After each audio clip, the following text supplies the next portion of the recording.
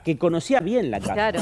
¿Dónde esconderse? Se esconde y el viernes 10, atención a esta imagen, Sí. el viernes 10, o sea, de noche, vos fíjate que siempre de noche, entre las 20 y las 21, habría asesinado a Luna Giardina y a Mariel Zamudio, a su exmujer y a su ex-suegra. ¿Qué es lo que hace en ese entonces? Porque los vecinos dicen, escuchamos ruido. Parecía como que estaban pegándole a una chapa. Obviamente, a esa hora, 3 disparos. Llama la atención, sí, pero no moviliza nada porque no hubo movimiento. Entonces, los cuerpos estuvieron en la casa. Mi pregunta es, ¿qué hizo con el nene? Porque al otro día, poneme la foto. Vos fíjate que hay una foto de la foto que está el nene con el papá. Vos fíjate ahí. Sí, ahí está, perfecto. Vos fíjate que esto es el 11, el sábado, previo a que se lo lleve, acá las mujeres ya estaban muertas, está jugando con el hijo en la puerta de la casa.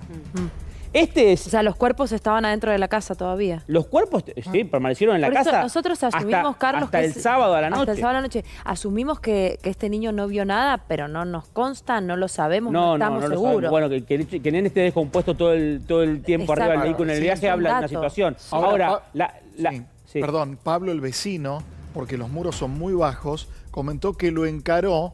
Primero, que varios vecinos estaban alerta de que si lo veían, a este hombre tenían que llamar a la policía.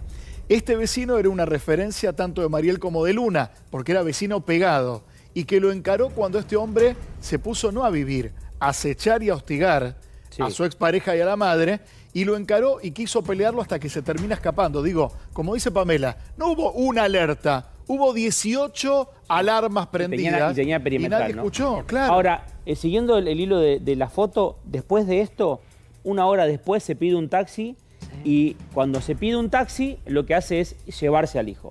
Atención porque, pasame la otra placa, Fede, atención porque en el medio de este asunto se da una situación. Ese mismo día, el 11, el día 11 de octubre, se da este hecho. A las 15:30, un incendio en una iglesia evangélica a 4 cuadras del doble crimen que estamos contando, que terminó con la vida de 2 chiquititas, de 1 y 5 años. En el lugar, y mostrame la foto, Fede, había 50 personas. Si esto ocurría de noche, fíjese cómo quedó el lugar. Esta es la parte de atrás de una iglesia donde había una congregación que había llegado desde Canelones de Uruguay a pasar un fin de semana, a una situación, un encuentro que ya tenían planificado hace mucho tiempo. Llama la atención que es gente de Uruguay. La pregunta que se hace la justicia es, ¿pudo Pablo Laurta tomarse el auto a las 11:30 de la mañana y prender fuego a las 15:30? Resulta raro, salvo que se haya escondido, cosa que no creo, pero sí creen los investigadores que él mandó a alguien a hacer eso de forma intencional, porque se probó con las pericias de la foto que estamos mostrando, que no hubo ningún desperfecto eléctrico en la casa.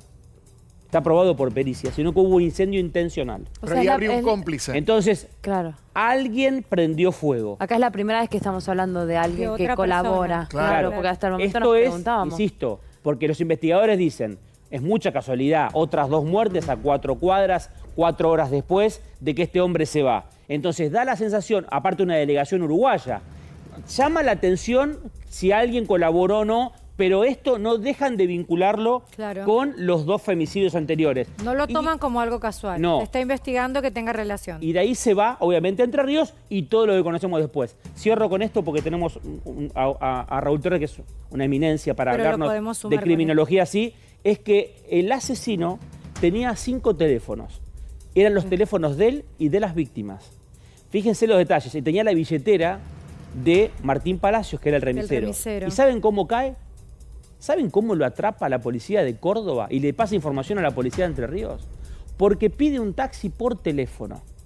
Ahí piden triangulación de antenas y da que un teléfono de Uruguay pide un taxi a las 11 de la mañana y empiezan a seguirlo y a escucharlo. Y es por eso que le da la información rápida a Néstor Roncaglia en Entre Ríos para que lo detengan. De nuevo, Carlos. pide un taxi desde un celular desde Uruguay. Y eso la policía, digo, es increíble cuando se hacen las cosas bien. Él pide un taxi en Córdoba con un teléfono de Uruguay.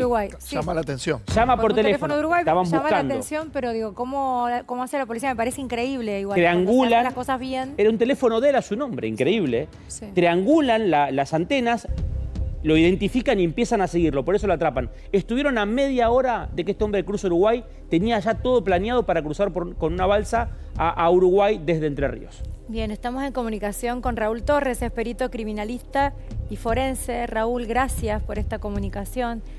Conocer cada vez más detalles es realmente macabro y justamente quería agradecerle a usted y preguntarle cómo se comienza a investigar, cómo se empiezan a probar que estos hechos tuvieran o no relación. Buenos días y gracias por la invitación. Bueno, en realidad estamos asistiendo a una repetición de la que más o menos tenemos lamentablemente mucho en la República Argentina, que son los crímenes de género o la violencia de género extrema, ¿verdad? Me refiero a los femicidios. Este obedece a una variante no común. En general, los crímenes de género, los que asistimos cotidianamente, son hechos que se precipitan en lo que se conoce como la espiral de la violencia. En cambio, presenta las características de haber sido planificado, de tener actos preordenados, ¿verdad? Donde el criminal indudablemente tenía absolutamente claro qué eran la sucesión de hechos que iban a cometer. Un femicidio vinculado, y ahora se estaría asociando otro homicidio en la saga criminal iniciada en la provincia de Córdoba y terminado en la provincia, o finalizada en la provincia de Entre Ríos. Pertenece este hecho a la variedad de homicida múltiple, no es un homicida serial, es lo que se conoce como un spree killer. El spree killer es aquel cuyo central es cometer un homicidio, pero luego sigue cometiendo homicidios para encubrir el anterior, ¿verdad? O sea, no está en su voluntad criminal cometer los hechos a repetición, sino que los va cometiendo para ir procurando la impunidad del anterior y luego los anteriores cometidos, ¿verdad? Claro, y ahí, Raúl, lo que se entiende, buen día, porque yo lo que no podía entender en esta historia, ¿por qué matar a Martín, al chofer del remis, antes de matar a Luna y a la madre, si en definitiva lo podría haber trasladado hasta el lugar y punto? O sea, quiero entender ese crimen previo al que él tenía como objetivo cometer, que era a la madre de su hijo y a la ex-suegra. Porque pertenece a este formato que yo te digo, Mariana. Él ya ha entrado en esta vorágine criminal y probablemente si hubiera aparecido otro que se hubiera interpuesto, inclusive un agente de la ley que se le hubiera interpuesto, porque fíjate que él sigue conservando el arma, gran cantidad de munición tiene, porque ha utilizado la munición precisa. Recordá que hay un vecino que está declarando que escucha un disparo. Esa es la muerte de la mamá de Luna, de Zoraida Mariel Zamudio, ¿verdad? Porque muere en el patio. Los disparos con los que mata a Luna, eso no se escuchan porque evidentemente ocurren en el ámbito cerrado de la casa, ¿sí? Él ya a partir de ahí continúa con el arma y si se sigue interponiendo gente, va a seguir en la saga criminal. De esto no tengan absolutamente ninguna duda. Estamos indudablemente ante un individuo peligroso que cuando pase por las ciencias de la conducta, pase por los profesionales de la ciencia de la conducta, seguramente nos vamos a encontrar con una personalidad claramente antisocial, una psicopatía en la terminología clásica, ¿no? Carlos. Raúl, quiero preguntarte por el desmembramiento de los brazos y de la cabeza, si vos crees que puntualmente es para ocultar la rápida identificación, quiero decir, no huellas dactilares, no piezas dentarias, no rostro. ¿Qué pensás de eso? Mira, el desmembramiento o descuartizamiento, para nombrarlo de alguna manera, o despecaje, etcétera, tiene tres posibilidades. Se comete en vida para provocar sufrimiento, que es el caso, por ejemplo, de la narcocriminalidad mexicana o brasilera, ¿verdad? El descuartizamiento defensivo, que es para ocultar el hecho y procurar el transporte del cuerpo, o el expresivo. De nuevo caemos en la narcocriminalidad, donde se descuartiza, se desmembra y se exhibe el crimen cometido, porque lo que se busca es atemorizar al oponente, atemorizar a la sociedad toda, etcétera. Era el caso de Jack el Destripador, ¿verdad? Que exhibía en la vía pública sus crímenes para atemorizar a toda la sociedad, ¿no? Ahora, la imagen, no sé si la estás viendo, o ya la viste seguramente, que es la imagen del hotel, donde ves a un psicópata, ¿no? Porque se lo acusa hoy de 5 crímenes y el tipo estaba desayunando como si nada. Yo no soy muy partidario de dar diagnósticos online, ¿no? Pero indudablemente cuando pase por los profesionales de la ciencia de la conducta, seguramente va a pertenecer a una de estas personalidades, pero que quede claro, ¿eh? A un perfil psicológico absolutamente imputable, ¿no? Claro, es imputable. Eso claro. es importante. Bien, por casos distintos, Raúl, me hace acordar el caso Barreda en este plan previo, porque Barreda hace un curso previo de... También, planificación. Planificación, hace un curso de criminalidad, un odontólogo de La Plata. Digo, en este caso, si es que llega a ser un psicópata, ¿cuántos días antes empieza a pensar este plan? Vos mirá, curiosamente, el curso ese que se dictó en La Plata, yo fui uno de los docentes en el Colegio de Abogados de La Plata y uno de mis alumnos fue Barreda. Siempre exhibo cuando hablo del caso Barreda el certificado que me dieron ese día en el Colegio de Abogados de La Plata, y Barreda estaba sentado en era de investigación de homicidios el curso. Lo que habla de nuevo, Barreda se estaba nutriendo de información que era lo que transmitíamos nosotros a peritos y miembros del Poder Judicial platense de la investigación de los homicidios. Bueno, él quería adelantarse para saber cómo iba a investigarse su caso. De hecho, en principio Barreda pergenia los crímenes tratando de instalar que su mujer, su suegra y sus 2 hijas habían sido víctimas de un hecho de inseguridad, ¿verdad? Raúl, ¿y estos perfiles de estos asesinos? Digo, lo escucha usted, Barreda yendo a cursar, viviendo en sociedad como si nada.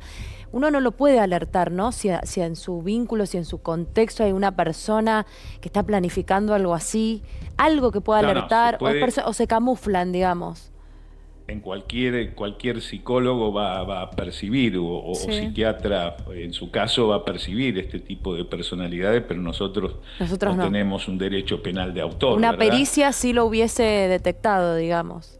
Sí, es que es muy probable que exista. Este hombre estuvo en una causa judicial que inclusive lo mantuvo privado de la libertad, creo que 1 mes, precisamente por violencia en Córdoba. de género. Pero en Córdoba ¿sabe, que Raúl... Es muy probable que en esa causa tengan un perfil, porque en general el informe mental obligatorio se lleva a cabo siempre, y cuando existen estos casos que nosotros investigamos de violencia de género o violencia de género extrema, siempre pasan por los profesionales de la ciencia de la conducta, pericias a las que él puede negarse, por cierto. Sí, ¿verdad? es que es tan importante lo que usted está diciendo, Raúl, porque nosotros hablamos hace minutos con la madre que pidió en su momento que le hicieran una pericia psiquiátrica por temor a lo que pudiera llegar a ser. Supuestamente se la hicieron en la misma situación donde estuvo detenido. Y sus discursos públicos se toman en cuenta a la hora de sacar el perfil a una persona, digo, sobre todo porque públicamente él pertenecía a estos grupos de varones unidos. Claro, pero te insisto, nosotros no tenemos derecho penal de autor. No podemos decir, este individuo potencialmente va a cometer un crimen. Ni siquiera por pedido de un familiar. Una pregunta, Raúl, porque creo que, y quiero saber, ¿la ley de salud mental no protege de alguna manera, digo, si los familiares ven situaciones de violencia potencial, digo, porque sí, ve que es capaz de hacer cualquier cosa, uno no hace falta que suceda para darse cuenta que lo puede llegar a hacer. La ley de salud mental lo prevé absolutamente, pero con personas que sean portadoras de una enfermedad mental. Claro. De una patología. Cuando nosotros hablamos de un trastorno antisocial o hablamos de una psicopatía, estamos hablando de un tipo de personalidad, para que sea claro y contestarle también a Luis en este sentido. Es como una forma de ser, ¿verdad? Esto no es una enfermedad. Existe una corriente criminológica hoy en día, en algún momento la sostuvo uno de los más grandes juristas que se expresó en nuestro país, de origen español, Frías Caballero. Frías Caballero en su momento habló de la inimputabilidad del psicópata, pero claramente la inmensa mayoría de la doctrina sostiene que no, que es un individuo que que comprende la criminalidad del acto y tiene la capacidad de dirigir sus acciones, que son los previstos en el artículo 34 del Código Penal, son las circunstancias previstas en el artículo 34 para ser declarada una persona inimputable. Declarada inimputable, perdón que avanzo, porque es portador de una patología. Si él representa riesgo para sí o para terceros, existe la posibilidad de internarlo, recién habiendo cumplido este periplo. Sí, o sea, pero perdón, yo sigo sin entender. Todo esto, si se reconoce a una persona que se la puede declarar inimputable, pero si esta persona es muy consciente de sus actos, planificó asesinar a la madre de su hijo, a la abuela de su hijo, y él planificó, hoy lo sabemos lamentablemente con las pérdidas o con los asesinatos cometidos. No hay una manera que esto se pueda evitar, que esa persona esté privada de su libertad porque es capaz de hacerlo, porque un perfil psicológico así lo demuestra. No digo que sea inimputable. Sí, claro, para resguardarnos a la sociedad. Claro, pero nosotros estaríamos a una persona privando de la libertad y todavía no ha cometido ningún delito. O sea, no se puede determinar con un perfil psicológico un potencial asesino. Eso no hay forma de ver. No, sí, el perfil psicológico va a indicar que es un individuo que puede presentar inclusive riesgo por su personalidad, pero insisto, nosotros en nuestro Estado de Derecho no tenemos derecho penal de autor. Nosotros no podemos a una persona privarla de la libertad. ¿Qué se hace? Por lo que suponemos que puede llegar a cometer. ¿Qué se hace en el caso de una mujer que se siente amenazada por algo, tenía el botón antipánico que no funcionó para nada? ¿Qué se hace? O sea, bueno, precisamente. Por ahora es. ¿Cómo se protege? Entre la muerte y la amenaza, Raúl, digamos, qué situación. A ver, no piensen que yo ni remotamente estoy de acuerdo con este tipo de personajes. Lo que estoy es expresando cuál es la realidad jurídica. Claro, absolutamente. ¿verdad? ¿Y qué se puede hacer? ¿Qué es lo que se hace? Bueno, asistir a la mujer. Miren, el fenómeno de la violencia de género ha venido en crecimiento en nuestro país en los últimos 30 años, le diría, y ese crecimiento es una curva exponencial que bajo ningún concepto retrocede. Escuché que hay alguna cifra que ha dado la ministra de Seguridad de la Nación los otros días, que me tocó coincidir con ella justamente en un programa colega de ustedes, y escuché que descendió a nivel nacional, pero de nuevo siguió en crecimiento en la provincia de Buenos Aires. O sea, además me parece hasta trivial si vamos a discutir si muere una mujer cada 34 horas o cada 36, bajo cualquiera de las dos circunstancias, es un disparate. Tenemos prácticamente una víctima diaria, ¿verdad? Seguro. Y también víctimas con miedo de hacer la denuncia, porque no pasa nada. Bueno, miren, yo en la facultad, esto con Luis Bremer lo hemos visto en su momento, que nos tocó ser panelistas juntos, lo hemos trabajado mucho este tema. Yo en la facultad siempre, cuando hablo de violencia de género, comienzo exhibiendo un recorte que he hecho yo de la película Esperando la carroza. La genialidad de Antonio Gasalla, Mamá Cora, si ustedes quieren. Hay un momento que Mamá Cora se queda cuidando a un chiquito, el de la vecina que lo llama, ¿verdad? Dominga, seguramente lo recuerdan. Y ella o él toma una copa de vino, un poquito se pica con esa botella y empieza a decir: a mi marido le gustaba mucho el vino, ¿sí? Nos levantaba la mano, desgraciado, las veces que nos habrá pegado. Pero él era tan bueno, nunca nos dejó faltar de nada. Lo que hace la genialidad de Antonio Gasalla en ese corto es describir el proceso de la violencia de género que nuestra sociedad de alguna manera, porque Esperando la carroza es prácticamente una obra de teatro llevada al cine, sí, claro. Y el teatro refleja lo que es nuestra vida cotidiana. Lo que hizo Gasalla es mostrarnos cómo nosotros convivíamos con la violencia doméstica, claro. Violencia de género, si ustedes quieren, y lo encubríamos, lo tolerábamos, culturalmente lo aceptábamos. Bueno, la evolución de todo eso termina en los crímenes de género en nuestro siglo XXI. Así es. Carlos. Raúl, yo me gustaría que me ayudes a analizar a Luna Giardina.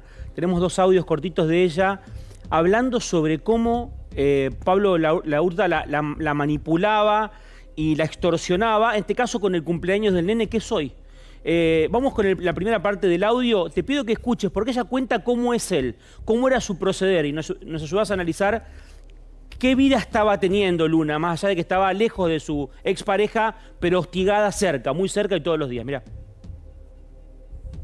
No sé si está en Córdoba, pero sí me llegó un mensaje de una mediadora, una licenciada en comunicación, que mandó como mediadora, porque él estaba organizando cumpleaños en Uruguay, que si yo quería ir con mi hijo, él me iba a mandar un remis para que viajemos los dos desde acá, que las personas excluidas al cumpleaños eran mi mamá y su tía, que es con quien yo hablo, es la única familia de allá con la que, o sea, digamos, la familia paterna de Pedro, con la que yo hablo, es la tía de él, y que está excluida porque, claro, la gente con la que yo hablo y la gente con la que yo tengo comunicación y que me cuida, que me da para adelante, esa gente no puede ir al cumpleaños de Pedro.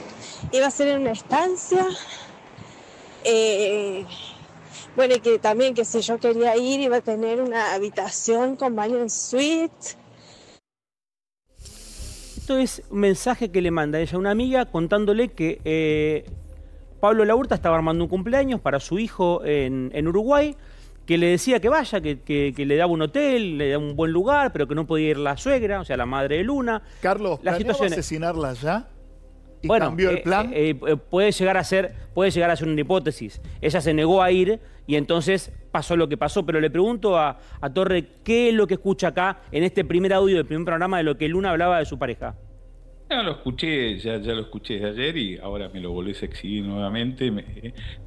Creo absolutamente lo mismo. El hecho ya estaba decidido. Él lo que quería era... El hecho ya estaba decidido. Sí. ¿Cuánto tiempo antes se planifica algo así, Raúl? No, este está muy planificado, inclusive la convocatoria al taxi, ha ingresado de manera ilegítima a la República Argentina, va a salir de manera ilegítima a la República Argentina, lo que por supuesto ignora que no es un individuo primitivo, es un individuo con una inteligencia importante, y coincido con ustedes en que estamos ante un tipo de estas personalidades cuando me preguntaban con relación a su comportamiento en el hotel, etcétera. Ustedes fíjense, los criminales que han cometido el hecho de las 3 chiquitas en Florencio Varela, cuando todavía estaban los cadáveres ahí, no habían dispuesto los cadáveres, mandaron a pedir hamburguesas y compraron cerveza, ¿verdad? Sí, este tipo de criminales puede cometer 2 homicidios o más y un rato después estar comiendo una pizza, tomando cerveza y mirando un partido de fútbol en televisión. Son individuos que no tienen culpa y no tienen remordimiento. Raúl, esto lo lleva a que la saga criminal, por eso decía al principio de esta convocatoria, la saga criminal puede no detenerse nunca, ¿verdad? Aquí lo que él estaba haciendo era armando un ardid para que ella cruzara la frontera, cruzara Uruguay, y ahí tal vez en su terreno procurar apropiarse del chiquito. Ella no asiente, decide no ir, etcétera, y acá viene todo este hecho que se ha desarrollado, al que hemos asistido en los últimos hay días, ¿verdad? Una segunda parte del audio. Ya estamos yendo con Alejandro Pueblas en vivo desde el lugar del rastrillaje. Estamos mostrándolo arriba. En este momento la policía busca los brazos y la cabeza del cuerpo que encontraron ayer. Me acaban de decir que tuvieron que mandar a congelar el cuerpo para poder hacer la autopsia. Imagínense el estado de descomposición. Pero segunda parte del audio de Luna, una amiga, Pablo Laurta la obligaba, la extorsionaba y la presionaba para que ella vaya a Uruguay al cumpleaños del hijo. Que si yo no quería ir, ¿cómo era? Uno de sus abuelos paternos, que yo no me hablo para nada, porque lo apañan al hijo, uno de sus abuelos paternos iba a venir acá a Córdoba para llevarlo a otro país y separarlo de mí. No, quiero llorar. Solo pensarlo me da angustia. Pero bueno, todo eso se lo mandé a mi abogada de herencia y a la abogada de familia. Y bueno, ya está. O sea, me dijo la abogada de familia que le conteste un chorizo. Lo copié, lo pegué, se lo mandé a la chica esta que me contactó. Pero bueno, todo esto encima un viernes a la tarde, cuando ya los asesores no trabajan. Raúl, lo último que quiero preguntarte yo es si crees que fue capaz de mandar a prender fuego una iglesia donde había 50 personas, yo no sé si para seguir matando gente o no, pero capaz de sí generar una distracción mayor porque este hecho ocurrió a 4 cuadras del doble femicidio. ¿Crees que puede estar todo concatenado? Yo, en lo personal, yo creo que no. Además, el hecho del incendio se provoca algunas horas, creo que un par de horas después. Vos sí, 4 horas después. Sí, claro. Pero sospechan que mandó a alguien a hacerlo. Que le pagó a alguien para que cometa eso. No, yo no creo, que pero no? Bueno, hay que tener la mente abierta en la investigación criminal Sí, siempre. claro. Yo personalmente no lo creo porque fue horas después de los 2 crímenes. Pero todavía... Pero, de cualquier manera, los cordobeses sospechan que puede ser y lo Sí. están Sí, investigando. Lo Pero, están Carlos, siguiendo. que sí. Para descartar o no, lo están investigando. Pero si Sí, no hay pues. pruebas, Pame, digo, Carlos, esto y Raúl también para entender, si no llegamos a encontrar un video que lo ponga en el lugar de los hechos, si él no se incrimina, ¿él puede llegar a quedar libre? Digamos, si la policía y las investigaciones... No va a pasar pero porque si hay testigos- el arma que le encontraron en el hotel es el arma homicida. Eso ya está probado. Y De, está- las- de los femicidios. De los Claro. femicidios. Eso lo va a determinar balística, pero Claro. además él Eso está sería como lo situado que en la lo escena va a del incriminar. crimen. Claro. Está situado en la escena pero del él crimen. está situado en la Él es escena. culpable. Y se llevó al nene. Claro. Raptó No, al es nene. que lo del secuestro claramente que O sea, sí, está- pero está todo ayer concatenado, escuchaba pero- que todavía no hay nada que lo pueda Sí, las incriminar balas, directamente. Digamos, falta lo de balística, obviamente, pero creen que la misma arma que tenía en el hotel Y eso sería... es la Y que hay habría usado testigos, para darle muerte. Entiendo también del momento en el que incendia el auto, también hay testigos que lo ven bajar solo a Pablo del auto, que ya no estaba Martín, Sí, en el sí. momento en que A hace ver, el incendio. O sea, sí. hay varios lugares donde lo sitúan. Sinceramente hay tanta prueba Claro. que obviamente no hay Sí. ninguna que sea contundente de pleno, pero con todo lo que se va a investigar, está Alcanza, investigando, claro. sí, alcanza y sobra, Raúl. Me gustaría hacer la última antes de despedirlo a Raúl y agradecerle, por supuesto. ¿Qué enseñanza cree que nos deja en la prevención de violencia de género este caso? De nuevo, yo lamentablemente yo vengo trabajando este tema hace años. Mi primer libro sobre la temática, la víctima del crimen, es del año 2004. Yo todavía creo que la sociedad no está comprometida, aunque la apariencia es que sí. El Sí. Estado se ha comprometido, tenemos las ONG feministas que se ocupan muchísimo del tema, pero todavía no hay un compromiso real de la sociedad. Mira, yo, si tengo un minuto, te doy un ejemplo que utilizo en la universidad todos los días. Si nosotros esta noche, los que estamos ahora aquí en este programa, esta noche fuéramos a cenar todos a comer pizza a un lugar céntrico de Buenos Aires, ahí sobre la calle Corrientes, ¿verdad? Sí. Y y entraran 4 individuos con armas de fuego y nos asaltaran, nos sacaran los relojes, nos golpean, nos quitan las billeteras. ¿Es un escándalo para la seguridad pública, sí o no? Sí. Sí. No tenga duda que sí, y que vamos a estar al otro día, Pamela, David y todos sus columnistas, etcétera, robados en centro de Buenos Aires. Sí. Ahora hago un break. En esa misma pizzería, esta noche, el dueño de la pizzería mata a la mujer de 40 puñaladas. ¿Es un escándalo para la seguridad pública? No La para respuesta es que no, porque No. nosotros como sociedad decimos son puertas adentro, etcétera. Miren, lo pertenece digo a modo la de vida ejemplo. privada. Pero debería haber más compromiso desde la educación, digo, materias en los colegios. Pero por supuesto, pero tiene que haber un compromiso de la sociedad. Rudolph Giuliani, uno de los abogados del presidente Donald Trump, que Sí. fue alcalde de Nueva York, el de la política de tolerancia cero, Sí. dedicó tanto esfuerzo al problema de la violencia doméstica como a la narcocriminalidad.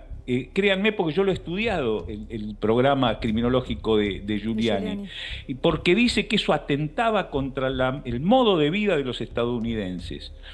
Cuando nosotros vemos eso, ¿qué es lo que dijo Giuliani, la política Giuliani? Dijeron, la violencia doméstica es un problema de seguridad pública, no es un problema puertas adentro, Claro. es un problema intramuros, no. Y exigió el compromiso de la sociedad. Por supuesto que creó unidades especiales de la Policía de Nueva York para tratamiento y seguimiento de los casos de violencia de género, etcétera, etcétera. Luego hay una cantidad de medidas. Pero el concepto es entender que es un problema de toda la sociedad y el Así discurso no tiene que ser fulano mató a la mujer. El discurso tiene que ser matan a nuestras madres, Así es. a nuestras hermanas y a nuestras hijas. Ese es el compromiso de la sociedad. Gracias, Raúl. Impecable. Muchísimas gracias.